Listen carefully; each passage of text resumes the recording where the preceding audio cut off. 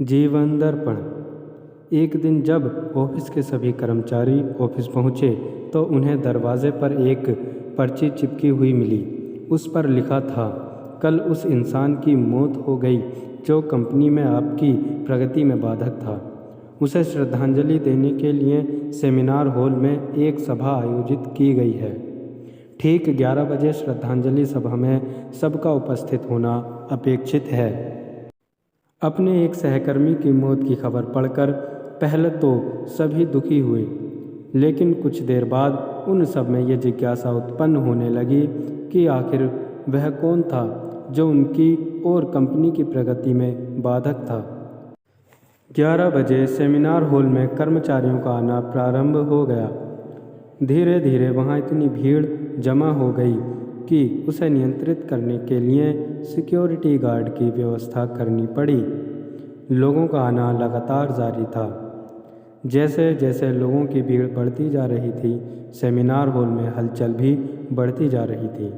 सबके दिमाग में बस यही चल रहा था, आखिर वो कौन था जो कंपनी में मेरी प्रगति पर लगाम लगाने पर तुला हुआ था।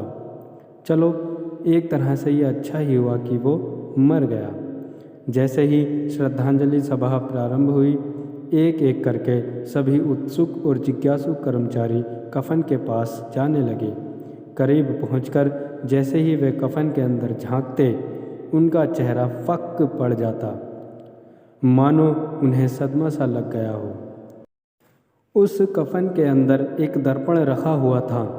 जो भी उसमें झांक कर देखता, उसे उसमें अपना ही अक्स नज़र आता। उस दर्पण पर एक पर्ची भी चिपकी हुई थी, जिस पर कुछ ऐसा लिखा हुआ था जो सबकी आत्मा को झकझोर रहा था। उस पर्ची में लिखा था, केवल एक ही इंसान आपकी प्रगति में बाधक है और वो आप खुद हैं। आप ही वो इंसान हैं जो अपने जीवन में क्रांति उत्पन्न कर सकते हैं।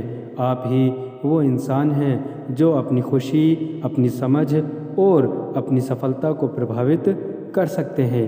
आप ही वो इंसान हैं जो अपनी खुद की मदद कर सकते हैं। आपका जीवन नहीं बदलता जब आपका बॉस बदल जाता है।